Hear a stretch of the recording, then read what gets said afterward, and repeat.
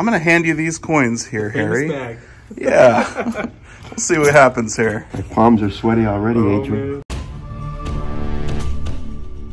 Buy your gold and silver online from SD Bullion. New customers get gold or silver at spot by visiting sdbullion.com/new. Hey, good morning. Good morning, Silver Dragons. How's it going, Adrian?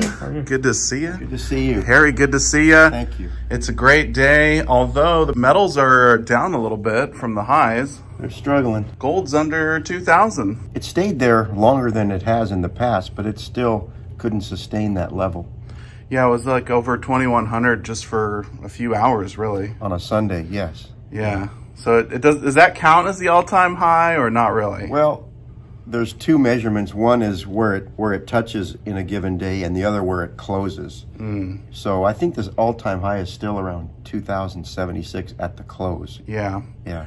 Well, silver is down a little bit. I mean, it was over 25 bucks. Now it's under 23. I think, you know, there was a jobs report a couple days ago that was very favorable, and the metals hate good news. Yeah. So it plunged the metals back down again. Well, it's good for those of us who want to stack, who want to buy some more. For sure. It's a buying opportunity. Yeah. And you guys got full cases here. Lots of coins. Gold, you got quite a bit of gold too. Yeah, when it ran up to over 2,000 that week or so, we were buying way more than we were selling on gold. Yeah. So we're still a little bit heavy on it. A little surplus. A little bit. Yeah, lots of options. You got a bunch of rounds, bars, all the cool stuff. So if people want to load up with the low prices, now's a good chance, huh? I think it's better than it's been in the last couple of weeks anyway. Yeah. I actually noticed you had a little sale on Morgan dollars too. Yeah, these are all 1921s, which was the last year of the Morgan dollar, and they made tens of millions of them. And while they're the most common, they're also the same design and the same amount of silver as the more expensive predecessors. So we thought it'd be fun, again, because we bought a lot of these to have a special at $25 each. Yeah, that's pretty cool. And honestly, I mean, it's over 100-year-old silver coin. Had to stop and think, but yeah, I guess it is now over 100 years. You're right. Yeah. It's kind of cool to give away to your kids or grandkids or whatever. It's fun, and if you're just stacking silver dollars for the silver, I mean, it's way better value than the more collectible, if you will, pre-1921. Yeah, some of the other ones. I noticed you actually have some mercury dimes. Don't tell anybody. It's kind of rare for you guys. Well, since that one video a few months ago, it's been hard to keep it in stock, and I suspect now they'll be gone later today. Yeah, someone will buy them up, especially at a 18X face. That's a great deal for some junk silver. Indeed. Well, I actually brought in some coins. Uh-oh. And I thought we could do a little appraisal like we've done in the past. Okay. So I got a nice assortment. I'm gonna hand you these coins here, Harry. Bag. Yeah. We'll see what happens here. My palms are sweaty already, Adrian. Man. And without Richard, it could be tricky too. Could be tough. Oh yeah. Oh boy. Okay. That's not good. What? Again with this guy. A little light. You hear the sound too, and it was in the bag. I'm like, oh, what's going on there? Literally not even out of the bag. He already knows it's fake. Okay. So where do we start with a collection like this, Harry? Well, when I empty a bag like that, I organize it by country to start with. So we have what's like a 20-cent piece, silver, 3-cent piece, got a steel cent, got a commemorative Oregon Trail. If I may, I'll take it out of here. Yeah, sure. You can handle all of them. Pretty well circulated. Got a U.S. trade dollar with chop marks. Walking Liberty $50. So you're pulling out all the U.S. stuff over here. Yeah, just the way I would write this up in real life is I would organize it by U.S., maybe by bullion, and then maybe by countries. It just helps me too when I'm looking things up not to be bouncing all over the place. Right. So that's Philippines. That's Australia. Great Britain. You got a nice variety of things here. Yeah. Mexico, Nazi Germany, and also German pieces from the pre-Nazi era. So this one was when the Nazis were in power? Yes. Oh, wow. It's a 5-mark piece from 1935. These books are really terrific, sometimes called the phone book, but each century has its own version, and every world coin from every country that century would be in here. There'll be the coin right here. Oh, yeah. And so we would start with, you know, what's the silver value of that? And it's a little over 4/10 of an ounce, so not quite half an ounce of silver. Okay. And this piece, it had quite a few mints back in those days. This is a 1935A, and again, I don't remember what that mint was, but if we go to this, it was Berlin, so the mint marks here will tell you A, B, C, etc. Wow, it's minted in Berlin. Minted in Berlin. The 30s. Yes. Wow, okay. So a 1935A would retail, and this I'd call that probably XF, would retail for about $20, and we'd probably be buying that about $12. $12 for that coin? Yeah. I think so that's something that you guys would actually buy and resell here at the shop? Yeah, and I'll tell you something. I was very reluctant to do so when I first opened the coin shop, and this ought to stimulate the comment section. But my brother-in-law is a rabbi, okay, and I asked him about that, and he said, "Oh, go ahead and sell them. You know, they hurt us enough. Why not profit off their coins?" And I can just imagine the comments going to come after that. But nonetheless, I thought, you know what? It's a dark piece of history, but it is history, and why not? Yeah. The only thing that makes me nervous about these coins isn't the coins themselves, because they're an inanimate object, but it's when people like these, I always wonder, why do you like them? I'm more concerned about those who like this sort of thing than the coin itself. Yeah, if someone comes in and they're asking for that specifically. Yeah, and in fairness to everybody, most people just want a piece of history, dark as it is. But there's been one or two who I thought were a little too enthusiastic about these coins. So sure. I'm still a little squeamish about them, to be honest. Yeah, and honestly, I don't even remember where I got them from. I think it was in like a batch of world silver coins. They come in collections, so Absolutely. it's not something that's out of the ordinary. Yeah, for sure.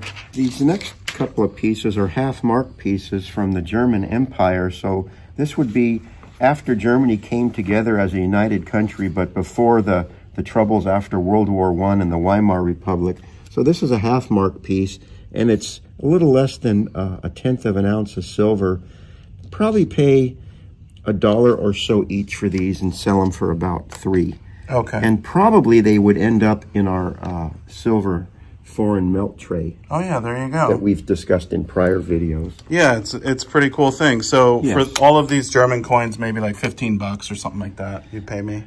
Yeah, I think that would be about right. Do you guys have that magnet, that really strong magnet? Absolutely. Yeah, I'm really curious what it does with this particular coin. Do you see that? I do. Now, this is a really interesting one, and I want to get your guys' opinion on it. I knew it was attracted to the magnet. It's plated, it looks like. Yeah, so what do you think? Is it a real coin, or? It shouldn't be that magnetic. It should not be attracted to a magnet. No. No, but if someone coated it with something, well, let's see if it's also 90% silver. Yeah. It could be the best of all worlds. So, yeah, so this is a 90% legitimate $half that somebody has messed with. Weird, huh? Probably to give it that shine, I'm thinking they coated it with, looks like, well, something ferrous. Very magnetic. Yeah, either maybe nickel. Yeah, nickel Could have coated. been nickel. Yeah, so as far as I know, this was some type of jewelry piece, and I think it was in a bezel at one point. You can kind of see it's like damaged. But it's just weird that it's a real coin, real silver coin, and magnetic. Yes. Very Although strange. It probably wouldn't be attracted to a normal magnet, Yeah. but this is a rare earth magnet, and it's massively powerful. Yeah. What do you think about the trade dollar? I saw you testing that This one. one's Right? not good, but What? let's see. That bullion coin? Yeah. I'm impressed, Adrian, because I have no idea why you said that. Well, just the rays and the way it looks like, it just looks off.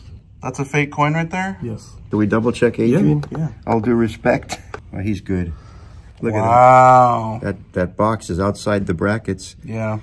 Interesting. Canada put those rays on the coin to help prevent counterfeiting, and the rays are bigger on this, aren't they? Yeah. Yeah, the rays are much finer on the genuine one, which is right here.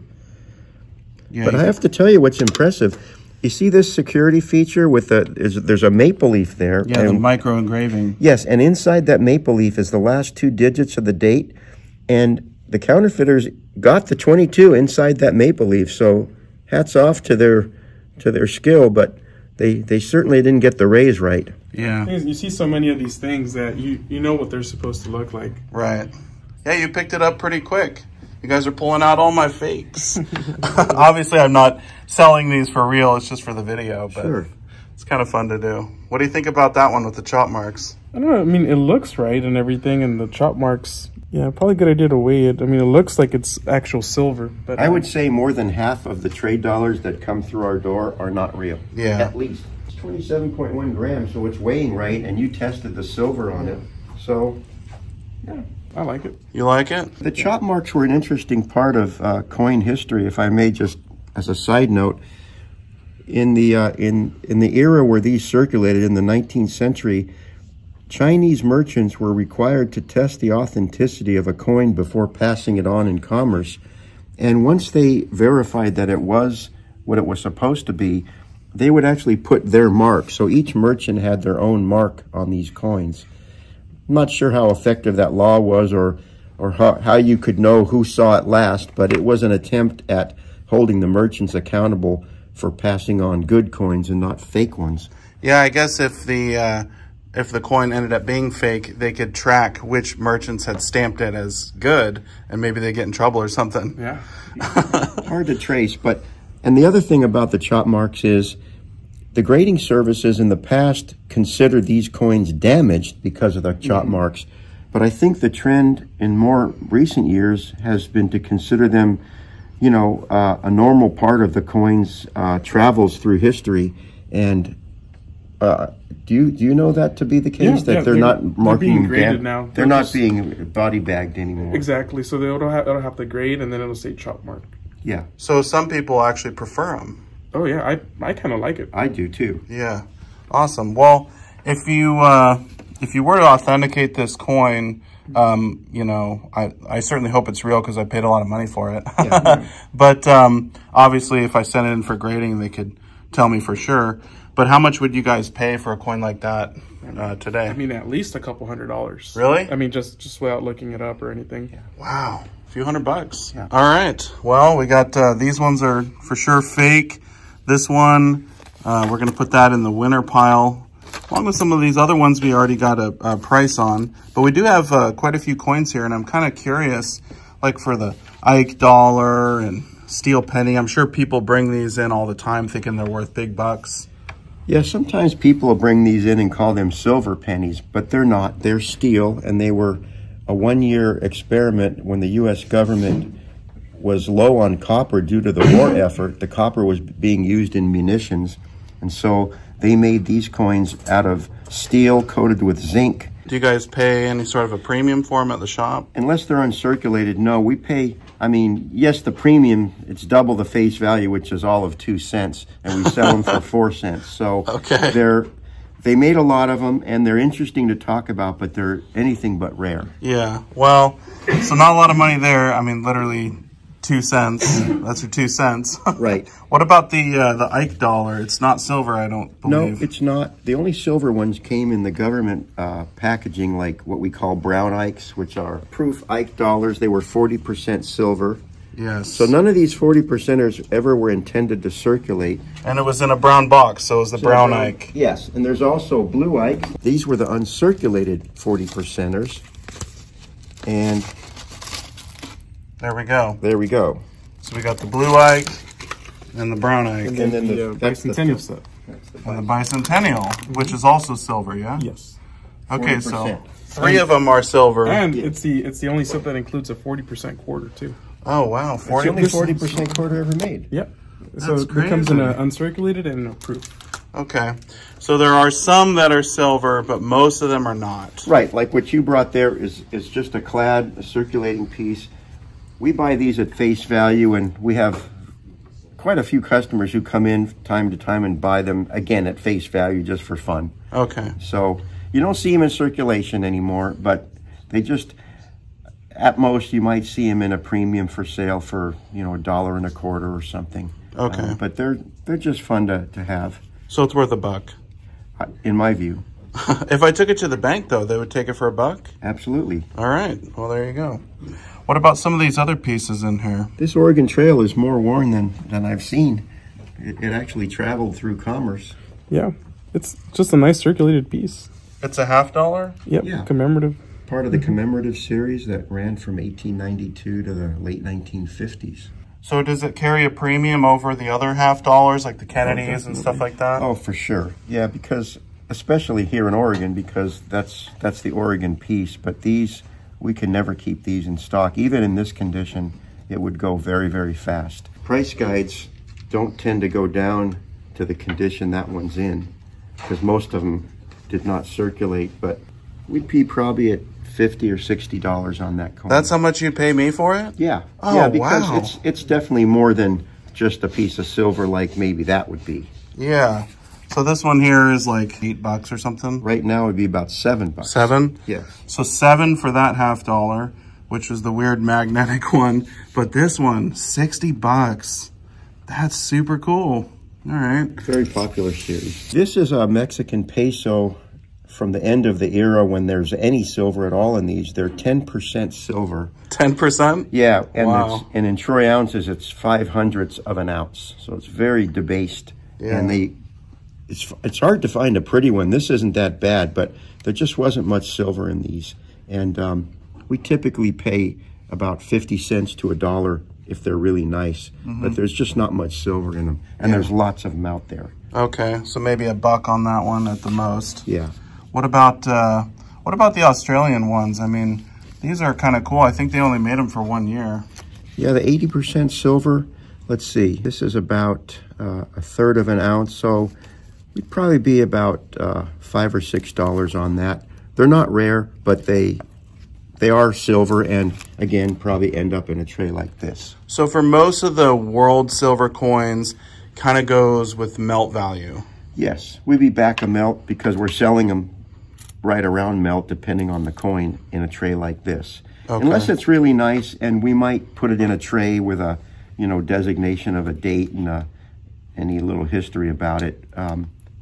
Probably not something this recent. Yeah. So like the, I think this one was Great Britain, and those are Philippines. And this one, actually, I think, oh, that's another Australia piece. Yeah, that's another it's Australian the same one.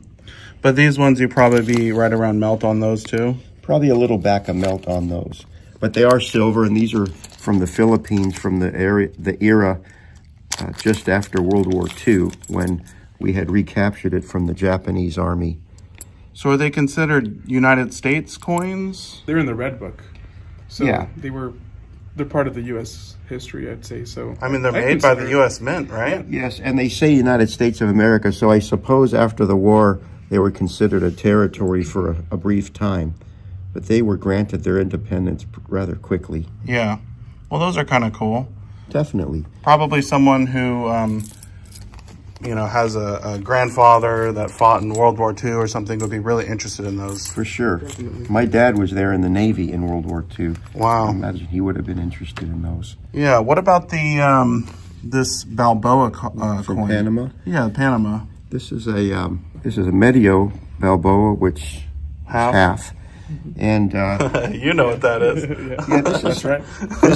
I think this is the same silver content as a U.S. $50, if I'm not mistaken.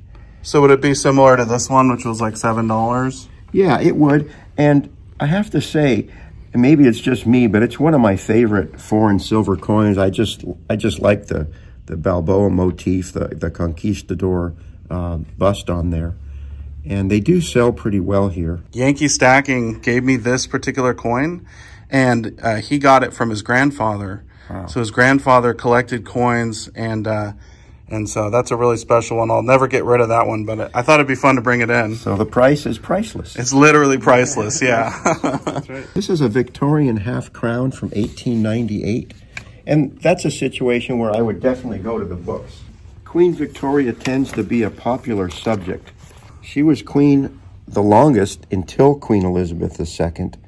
So this piece is from 1898, so it's a half crown. A coin like this, probably in very fine condition.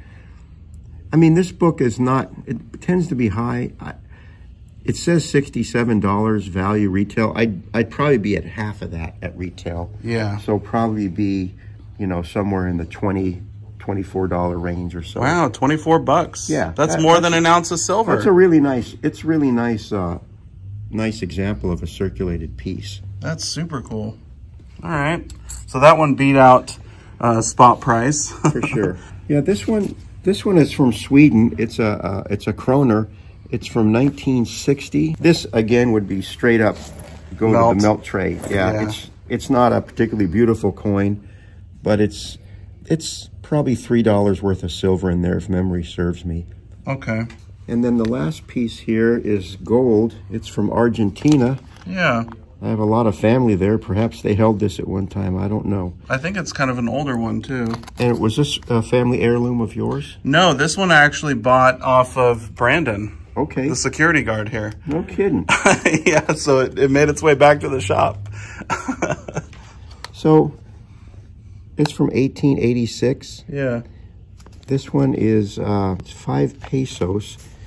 I'm betting it's about the amount of gold a sovereign has, but I'm doing that off the top of my head. Let's look it up. That's the proper thing to do when we're not sure. Or we could ask Brandon. Maybe he would know. Do you remember Yeah. the weight? Like, was it the same as a sovereign or a 20 franc? It was close. I think it was 0.2304. A little less than a quarter ounce? Yeah.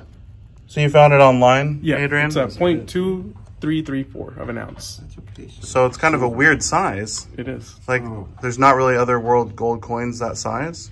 They're calling it an Argentino. That's why, but it is 5 pesos. Okay, 2334. So it's just a hair under the sovereign gold weight from Great Britain. The nickname of that coin is an Argentino. Argentino? Argentino, 5 pesos. Argentino. All right. Kind of a neat coin now because with the new presidential elect candidate for Argentina. What's with his hair? He's got good hair. I mean, I don't know. Depends on your opinion. For this type of a coin, would you guys be paying around melt, or does this go over melt? Probably just a hair back of melt on Really? that because we probably, I mean, it's a cool coin, but honestly, we don't get a lot of people coming in saying, I need Argentine gold, so we would end up having to sell it for maybe just above melt. Yeah. So at 0.23, I don't know, what would you call it? Maybe $450 off the top of my head. $450? Yeah. All right, that's not bad. I mean, that's the most expensive piece I brought in today. This looks like a quarter, but it's actually a 20-cent piece from 1875. This one was minted in San Francisco. Yeah. And these were very unpopular. Really?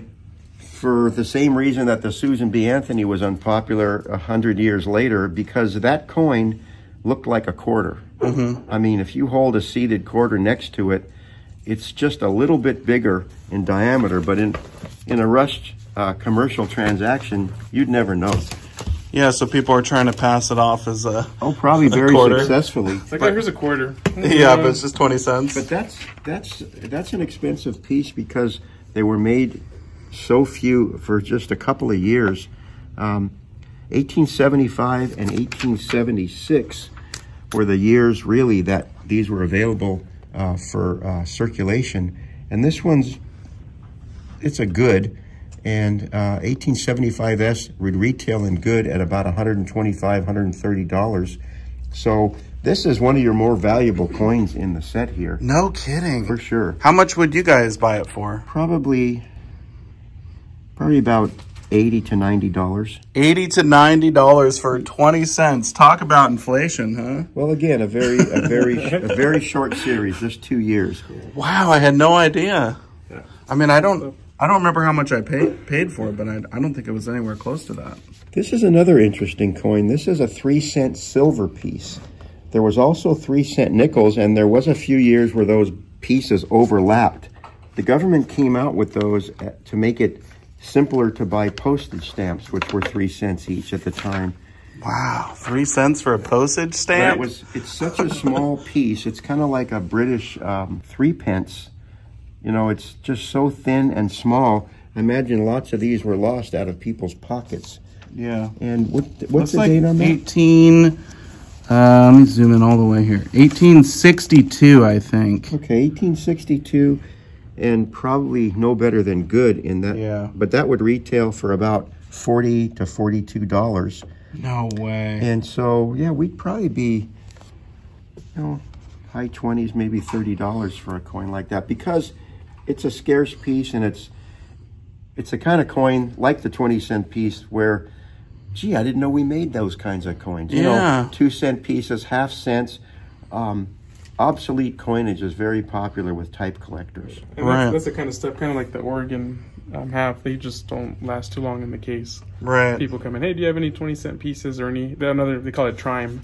Oh, okay. Yeah, those are really cool coins. Yeah, well, we went through, I think, all of them except one. There's just one left here. And we'll see who wants to take a stab at that one. What is it, 10th ounce platinum? Yeah, okay. 10th ounce platinum coin? 10th ounce platinum, yeah. Little platty. Little Britannia? Yeah, what do you guys do, like spot on that? Yeah, or we would just look at the board, honestly, and be like at $92, $93 on that coin. 93 bucks. Yeah. All right, so almost $100 for a little platty. You know, I think I've actually paid like 90 bucks for it, so. Yeah, that's about right. That's a good deal you got. Yeah. All right. Well, this was fun. I mean, we got to learn new things, go over a bunch of new coins. I really enjoyed this. I enjoy it too. It's a challenge. Yeah, well, you guys did good. I mean, you gave me a price on everything. You weeded out the fakes really quickly. So, yeah, well done. Thank you. Thank you. Yeah. Very much. Yeah, we'll have to bring some more fun coins in next time, huh? Yeah, we'll stump Richard. We'll get him in here next time. Yeah. All right, good to see you. Good to see you. Yep, good to see you, Brandon. Good to see you. Adrian? Thank you. Yep.